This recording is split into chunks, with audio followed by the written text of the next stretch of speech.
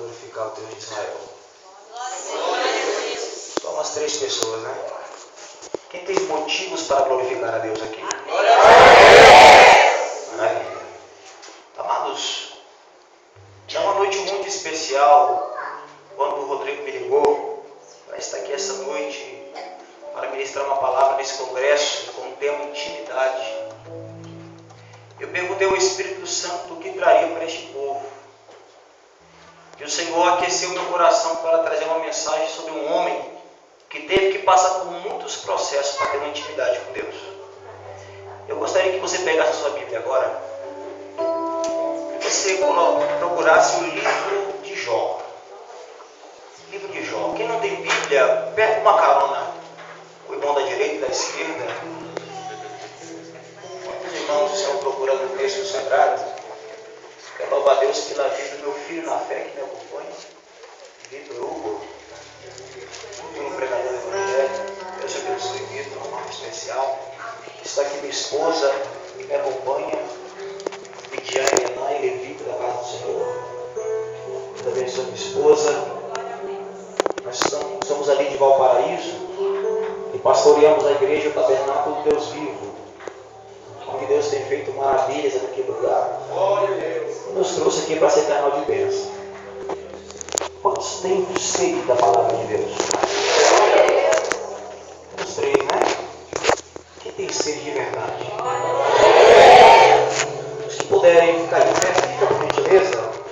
Livro de Jó, o capítulo 19. Acho o capítulo 19. Capítulo 19 de Jó.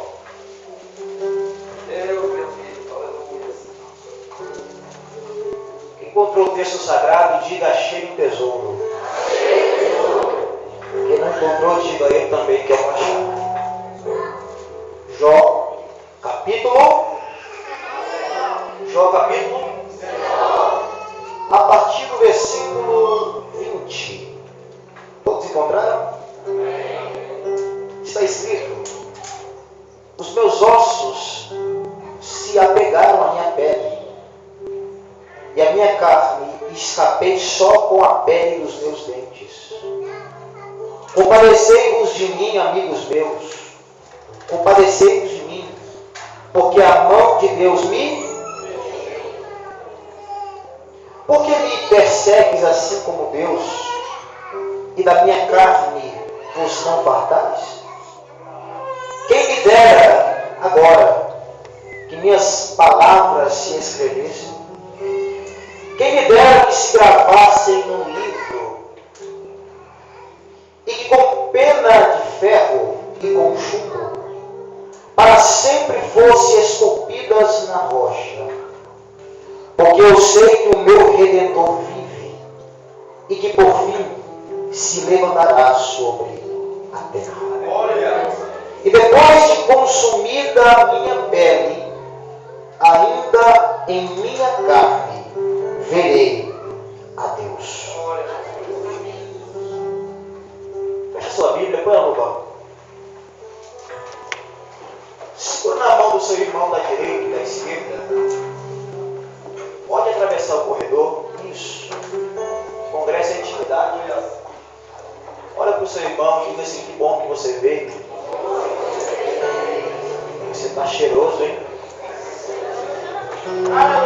Diga: você é bonito assim mesmo? Não é porque é 2013. É porque 13, irmãos, é um ano profético. Você lembra que o 12º apóstolo foi Judas, né? Judas saiu e entrou o 13º, foi Matias. Então é ano de transformação e de mudanças. Só uma pessoa que concordou ali. É ano de transformação e de mudança. Eu acho que eu ouvi 2 glórias ali atrás. Vou dizer de novo, Jesus. É ano de transformação e de mudança. Amados, quem é o crente mais cheio do Espírito Santo aqui? Jesus, acho que ninguém é cheio. Vou perguntar de novo, acho que ele não ouviu não. Quem é o crente mais cheio do Espírito Santo aqui? Se manifesta. Mas se não for, vai ser hoje. Feche os os olhos, como todo crente tem um cheiro de Cristo. Agora isso tem até Calvin Klein, né? Dolce & Gabbana, graças a Deus, né? Levanta o braço dela em cima. Eu quero fazer uma oração. Eu quero nessa noite ministrar a intimidade e milagres de Deus. Eu gostaria que você expressasse para Deus este culto, irmão. Eu gostaria que você tivesse a consciência que você tem que se entregar de corpo, alma e espírito. Faça deste culto como fosse o último culto da sua vida.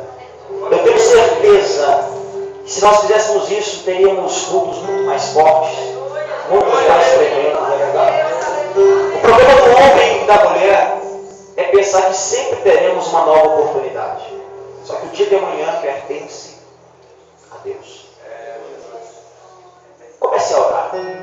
Bendito Deus e eterno Pai, este congresso, Senhor, de intimidade, eu quero apresentar a tua igreja, a tua noiva. Eu sinto aqui a tua presença envolvendo esse ambiente. A tua palavra é tremenda, é perfeita, Senhor, é digna de toda aceitação. Exorta, ensina e edifica o teu povo nesta noite. Que ninguém saia da mesma maneira que entrou, mas que nós possamos ainda ter diferentes, transformados pelo poder da tua palavra. Mas renovando todo aquele que é batizado no teu Santo Espírito. É aquele que não foi selado, enche ele com a tua palavra, Senhor. Livre a sua do de graça. A você, nosso Senhor Jesus, e levanta a Deus na tua presença. Levanta aquele que está caído nesse antipado. Eu tira a alma da prisão. Para que nós possamos louvar e bendizer o nome do Senhor. E usa Deus de forma assombrosa, como o Senhor tem feito na terra. Em nome de Jesus, peça a minha oração. Amém. Onde você está? Deixa eu fazer uma pergunta antes de pregar. Aqui existe um grupo do Glória a Deus? Não é? Vou perguntar de novo. Tem um grupo do Glória a Deus nessa igreja aqui? Parece que está aumentando o grupo. Tem um grupo do Aleluia também? Será que aqui tem um grupo das palmas também?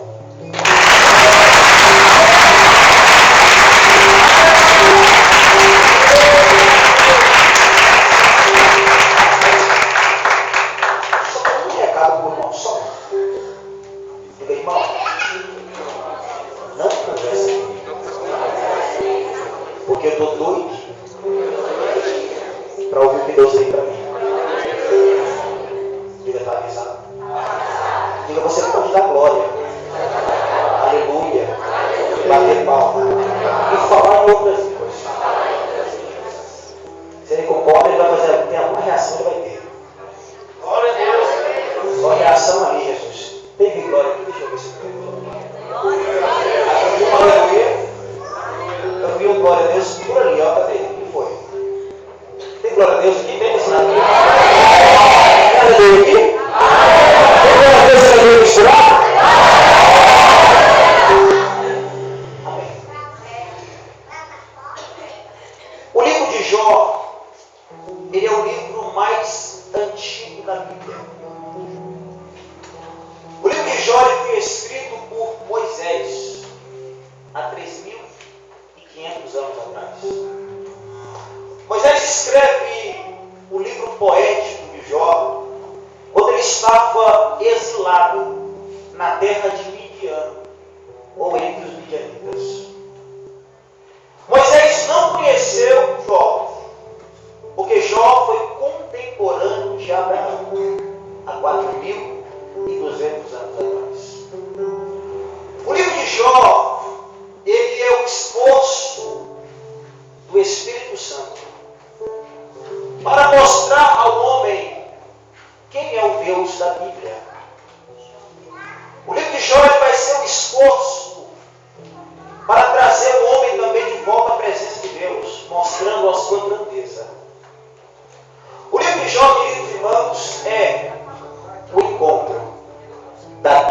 que é poderoso com aquele que é fraco. Aleluia. O livro de Jó também é o encontro daquele que sabe todas as coisas com aquele que pensa que sabe alguma coisa. O Deus que eu me refiro nessa noite, ele não é um senhor cansado, com a bengala do lado, sentado no trono e uma barba branca. Nós temos essa vista de Deus, né? Na verdade, o Deus que eu me refiro nessa noite, ele é inatingível. Um Deus que é transcendente. Transcendente é aquele que tem o poder de estar em dois lugares ao mesmo tempo, em duas esferas. Deus nesse momento está acima no céu dos céus, mas também se faz presente através do seu Espírito aqui dentro dessa terra. O Deus que eu me refiro foi-lhe atribuído 72 nomes. Um deles me chama a atenção: aquele que habita na luz inacessível, ou mistério dos mistérios. O Deus que Jó, ou que Moisés, instruído pelo Espírito, quer mostrar para a gente, é que esse Deus ele não cabe na nossa mente, mentalidade, porque somos pequenos, limitados. O Deus que Jó traz a nós é um Deus que, quando olha para o homem, ele se torna daltônico. Porque para Deus não tem diferença se é branco, negro, gordo, magro, alto ou baixo. Um Deus que tem olhos, tem boca, ouvido, mão, pé. Mas ao mesmo tempo ele não tem forma. Ele é Espírito. O Deus que, quando chama as estrelas, elas comparecem na sua presença. Glória a Deus. Porque existem estrelas que são 5 vezes maiores do que a terra. Mas quando chega diante da presença do Senhor, ela tem que se curvar. O Deus que eu me refiro nessa noite é o Deus que os raios, os trovões, também se apresentam diante dele e diz: eis-nos aqui, Senhor. Glória a Deus. Esse Deus é tremendo e tão poderoso que na mão direita ele segura o povo terra, e na esquerda ele segura uma criança recém-nascida. Porque para ele é a mesma coisa. O Deus que eu me refiro nessa noite, irmãos, é grande demais. Ele é um Deus que pensa, porque todas as vezes que Deus pensou, ele projeta, e quando ele fala, aqui desce poder e emana e vem a existência. Quantos nunca ouviram dizer que Deus traz a existência aquilo que não existe? Quando Deus pensa na minha vida e na tua, e aonde vamos morar, antes ninguém sabia o que era luz, mas Deus pensou na luz. E no momento que ele pensa, ele libera uma palavra. Ele disse: haja luz. E houve luz. Deus começa a criar os seus exércitos. Ele cria anjo, arcanjo, querubins, serafins e 6 classes de anjos que o homem não conhece, formando seu grande exército com o poder da sua palavra. Só que Deus agora vai criar a coroa da criação, a sua maior obra. Deus não falou, Deus, ele fez com as mãos. Glória a Deus. Ele pega 4 elementos e cria a nossa realidade: fogo, água, vento e terra. Ele pega o primeiro elemento, a terra, o pó, que muitos de nós não damos nada. Ele mistura com o segundo elemento, a água, e forma um boneco inerte. E no momento que ele está fazendo este boneco, tocando com as mãos, os seres começam a contemplar o Criador. Parece que eu vejo os anjos cochichando, dizendo: será o que ele está fazendo? Porque eles estão criando a maior obra-prima. Então ele sopra nas narinas do boneco inerte feito de barro. espírito e o fôlego entra, e o homem se torna alma vivente. Quando vocês contemplou aquele pequeno boneco diferente, olharam para aquele ser que foi criado há pouco, olharam para o Criador. Desvia a atenção de Deus e olha para o boneco, e novamente olha para o Criador. Então eles dizem: não é que aquele boneco é a cara dele? Glória a Deus. Deus cria a minha vida e a sua para sermos a obra principal. Ele nos deu o poder de criar. Por que o homem criou o avião? Não foi Deus que criou o avião, foi o homem. Porque quando ele assopra, aleluia, estou sentindo ele aqui. Quando ele assopra o fôlego de vida, o homem cria consciência. O homem é espírito também. O homem tem duas naturezas: a natureza da terra e a natureza celestial. Agora o Senhor cria decretos, porque tudo que Ele vai fazer na terra, primeiro Ele vai criar o céu. Em Gênesis capítulo 1, e o versículo 1 está escrito: no princípio criou Deus os céus e depois a terra. Então tudo que Deus vai fazer na terra, primeiro passa por um decreto no. Quem disse isso é o livro de Jó. Porque Deus olhou para Jó e Ele disse: eu vou enriquecer o meu servo. E Deus, como um justo juiz, a última vez que estive aqui eu preguei sobre Ezequiel. Eu falei sobre as sustentações do trono. Quem lembra? Só minha esposa que lembra, né? Quando Ezequiel contempla no capítulo 1, ele diz que acima do firmamento ele viu um trono móvel, e embaixo desse trono havia 4 pilares. Lembrou? 4 sustentações da soberania do trono. O primeiro pilar é chamado de glória. No hebraico quer dizer cavalo. O segundo sustentação do trono de Deus é chamado de misericórdia. Primeiro glória, depois a sua. Terceiro é chamado de Sidaká, santidade. E o quarto é chamado de justiça. Porque o trono de Deus é firmado na. Então, quando Deus decide abençoar a vida de Jó na terra, como Ele decide abençoar a minha vida e a tua, primeiro vai passar por um tribunal. E Deus é juiz. Então, quando Deus decide mudar a história da minha vida e da tua, aleluia, Ele vai ouvir um dos lados do tribunal, chamado acusação. Toda vez que Deus quer mudar o rumo da nossa história, Satanás vai querer se apresentar e vetar o decreto de vitória. Deus disse: eu vou enriquecer Jó.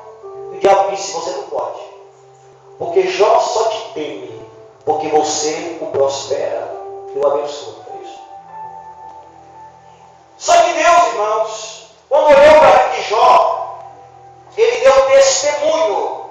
Diga para o seu irmão: deu testemunho. Porque eu aprendo que falar de Deus é fácil. Falar de Jesus é muito fácil. Ele é bom. Ele perdoa. Ele nos levanta, nos edifica, nos prospera, nos cata. É fácil falar de Deus. Agora eu quero ver. É Deus dar testemunho da minha vida e da tua. Ele disse: viu meu servo Jó? Ele é temente. Ele se desvia do mal. Então Satanás, quando Deus decidiu abençoar, ele entrou nesse decreto, dizendo que não podia. E Deus vai passar esse tribunal, essa vitória que tem que chegar, porque quando Deus determina, irmão, vai ter que chegar. Profetiza para o teu irmão assim, diga: tudo que Deus te prometeu vai se cumprir no tempo determinado. Eu ouvi uma aleluia. Irmãos, houve um tempo, uma crise nos Estados Unidos da América, para você entender o que Jó passou. Porque Jó, depois que Deus olhou para o limite real dele, diga: Deus conhece os nossos limites. Diga: Satanás me conhece por fora, mas por dentro só o Senhor Jeová. Deus olhou para o limite e disse para Satanás: pode tocar. Satanás veio como um terremoto, furacão. Jó dormiu milionário e acordou. A crise que teve nos bancos, não sei se você lembra, em 2008, nos Estados Unidos. Muitos milionários depositavam ali. Só que com a crise comeu tudo e muitos não resistiram, tiraram a própria vida. Assim aconteceu com Jó. Ele era o maior do Oriente. Acordou rico e acordou pobre. Satanás chega e diz: agora ele vai blasfemar. Mas Jó diz: o Senhor deu, o Senhor tomou. Bendito seja o seu nome. Jó tinha consciência de riqueza. Riqueza não é o ter dinheiro. Consciência de riqueza é saber que tudo que eu tenho não é meu, mas é de Deus. Perceba que o ouro da terra sempre foi o mesmo. Sempre. Deus só trocava de mão de quem administra. O ouro ficou no Egito 400 anos. E Deus decidiu trocar de mão. E deu para Israel. Você não entendeu, né? Eu disse que Deus vai tirar o ouro do Egito e vai abençoar o seu povo na terra. Não, você não entendeu, não. Eu disse que Deus vai arrancar do ímpio só para abençoar o justo na terra. Quem é justo no Deus? Você matou a cidade toda. Consciência de riqueza. Eu me lembro agora da parábola dos talentos. O Senhor chega, chama 3 servos. Primeiro ele deu 5 talentos. Para o outro ele deu 2. E para o outro ele deu 1. Segundo a sua capacidade. Quando aquele Senhor voltou, aquele Senhor é Deus. Aquele que pegou 5, granjeou mais. Aquele que pegou 2, granjeou mais. E aquele que pegou 1, o que ele fez? Enterrou. Consciência de riqueza é o saber que aquilo que vem na minha mão não é meu. E eu preciso trabalhar em tudo aquilo que Deus me dá. Se Deus te dá um ministério de louvor, execute ele. Porque vai chegar um dia que Deus volta para cobrar. E você vai dizer: ah, Senhor, eu não tive coragem de tentar granjear. Eu enterrei o talento que você me deu. Então, ouvidos ouçam que o Espírito diz às igrejas. Deus vai cobrar de nós. Porque Ele te deu uma capacidade para tirar aquele das trevas e trazer para a sua maravilhosa. Quando Jó não blasfema, porque Satanás ele toca em 3 áreas da nossa vida. Quantas áreas? Primeiro, o Satanás vai tocar naquilo que nós temos. Segundo, naquilo que nós amamos. E terceiro, naquilo que nós somos. Pode repetir? Ele pode tocar naquilo que eu tenho. Repete. Naquilo que eu amo. Naquilo que eu sou. No que ele tinha, Satanás tocou. Agora ele volta na presença de Deus e diz: ele não blasfemou, mas deixa eu tocar aquilo que ele ama. E Deus olhou para dentro de Jó e viu o limite e disse: pode tocar. Satanás vem e traga os 10 filhos. Todos morreram num dia só. Estavam dentro de casa se alegrando, aniversário do primogênito. E o vento entra e quebra os pilares da casa. E a casa caiu sobre os meninos. Chega 3 mensageiros com a notícia do outro campo. E o quarto chega com a notícia dos filhos. Mas no momento que Jó perde os filhos, porque creio eu que é a pior dor que um homem pode sentir, a perda da mente querida. É isso. Então Jó, ele não blasfemou, diz a Bíblia, e nem atribuiu a Deus falta alguma. Porque antes de amar os filhos, Jó amava primeiro a Deus sobre todas as coisas. Agora Jó é tocado naquilo que ele amava.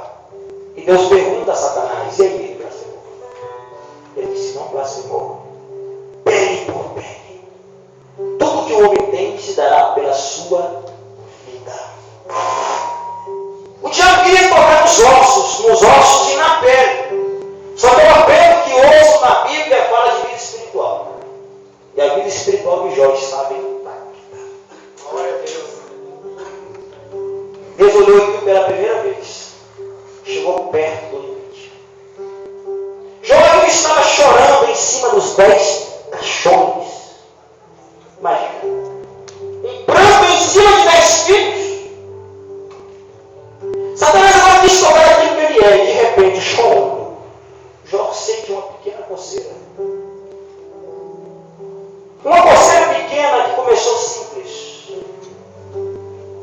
Que em uma semana, eu disse uma, se tornou uma lepra em estado avançado terminal. Em dias. Jó fica leproso. A sua pele fica como uma escama de uma serpente. E ele fica cego e perde a sensibilidade. Por que a morte de um leproso é cruel? Porque a lepra, irmãos, para quem não sabe, o câncer de pele é a falta de circulação no lugar. Então, se não há circulação, come como fogo no isopor. Isso eu aprendo que Jó, quando fica leproso, ele perde a cartilagem. Jó fica sem as orelhas. O nariz de Jó vai cair. E por que a morte de um leproso é feia? Porque ele morre rindo, irmão. Rindo sem querer. Porque a lepra come os lábios e os dentes desaparecem. Os seus amigos chegam e durante 7 dias ninguém conseguiu falar nada. Porque viu que a sua dor era grande. Mas mesmo tocado na sua carne, mesmo enfermo, Jó não blasfemou. Agora você pergunta, pastor, por que Deus permitiu tudo isso acontecer? Sabe por quê? Porque Deus queria dar para Jó intimidade. O primeiro motivo foi: Jó pensava que sabia de tudo. Ele era cientista. E a pior coisa, né, irmão, a gente encontrar com uma pessoa que pensa que sabe de tudo. Segundo motivo, porque Deus permitiu a lepra chegar, a morte chegar, a pobreza chegar. É porque Deus queria manifestar, despertar um dom que só seria revelado na adversidade. Como eu vou ter paciência se tudo está bem? É isso. Agora, meus queridos irmãos, Jó está sofrendo, é inteligente demais. E ele tem uma ideia.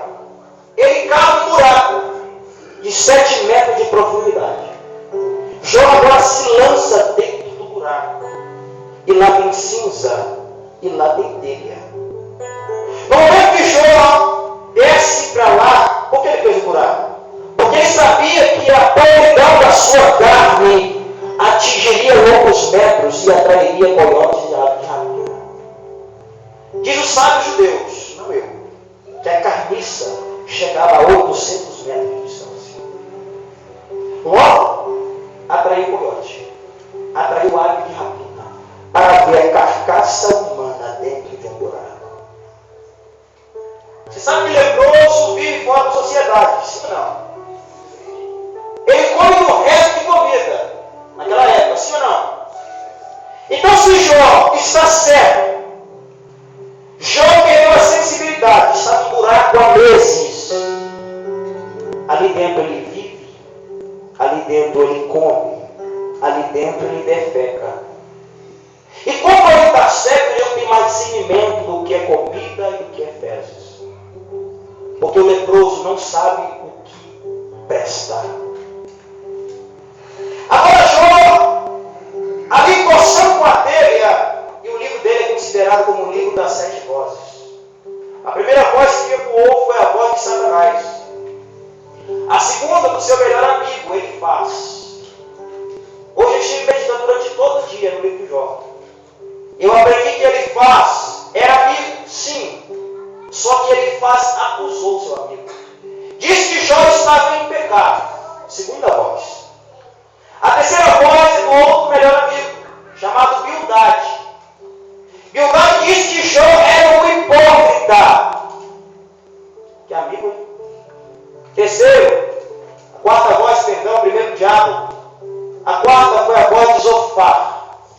Zofar, senhoras e senhores, diz que Jó estava pagando menos do que ele merecia.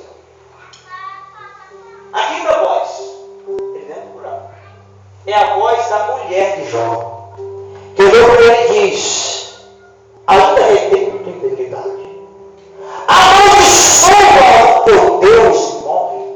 Jesus. Quinta voz. Interessante, eu aprendi algo tremendo aqui.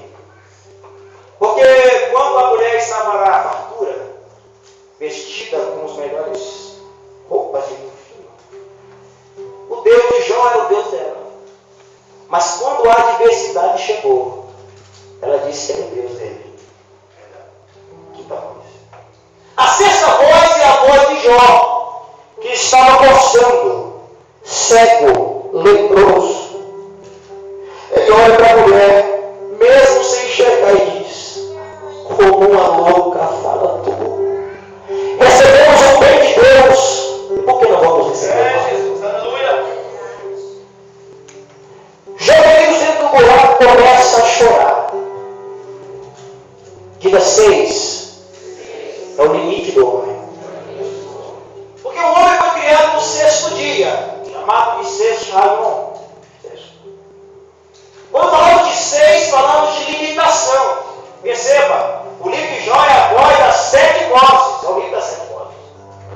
Primeiro é Satanás, depois os amigos, a quinta mulher, a sexta de... Mas de repente, um redemoinho chega. E a sétima voz se manifesta. É a voz de Deus. Aleluia. Glória a Deus. Pregador, não entendi.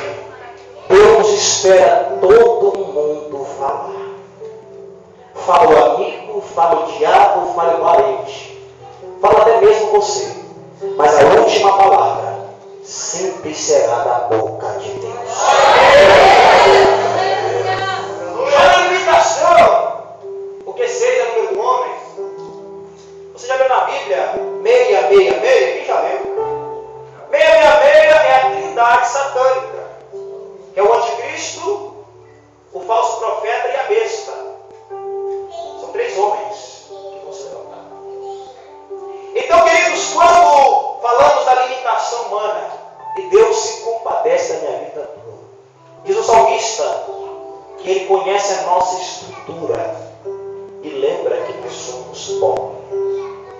Diga: eu sou pó. Está vendo a nossa fragilidade? Nós somos como uma erva que nasce e depois murcha, ou como uma fumaça que logo desaparece. E quantas vezes nós queremos empinar o nariz para ser solteiro? Deus me trouxe aqui nessa noite para dizer que Ele está passando um processo na sua vida, para depois te dar uma grande intimidade, e você vai dizer assim como Jó: antes te conhecia e te ouvi, mas agora te vejo meu agora eu me faço. Jesus, eu vou morrer hoje. Fica sentindo a presença de Deus. Deus visita então Jó. E Deus começa a conversar com ele. Diga: Deus vai conversar contigo. Do redemoinho saiu uma voz daquele que criou todas as coisas. Eu sou Deus, e Jó estava no buraco. E ele começa a fazer perguntas. Fez pergunta do céu. Jó não sabia. Fez pergunta da atmosfera, do aurânio, mesorânio, ecorânio. Jó não sabia. Ele fez pergunta do mar, rio. Não sabia. Ave, rasteja que voa. Jó não sabia. Então, como cientista, ele aprendeu que fato pensava que sabia. Mas eu disse: tu pode ter o conhecimento, a sabedoria só emana do meu trono. Quantos querem sabedoria de Deus aqui? Levanta a mão. Eu penso que você.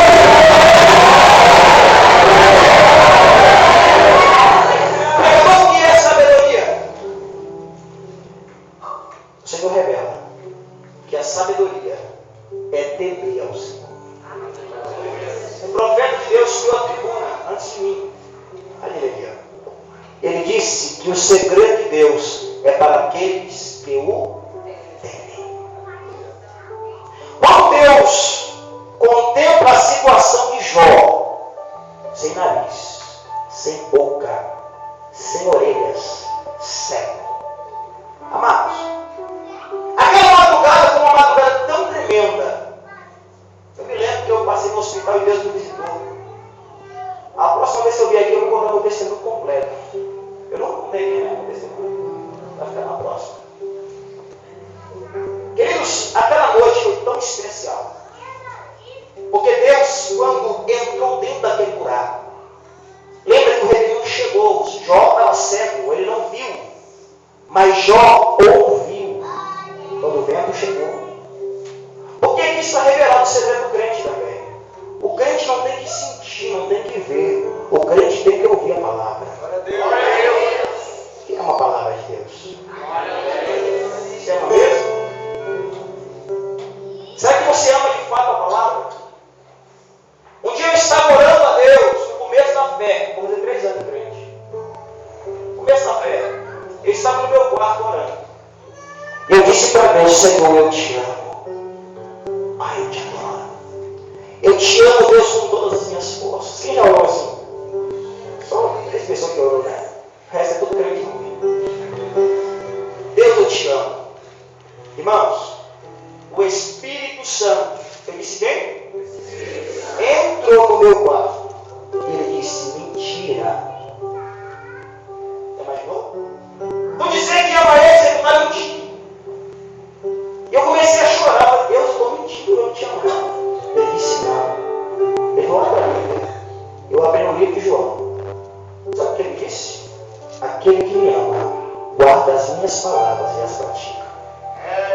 A minha oração naquele dia mudou. Eu disse: Deus, me ensina a te amar. Porque quando eu guardo a palavra e ando segundo os seus estatutos, eu amo a Deus sobre todas as coisas.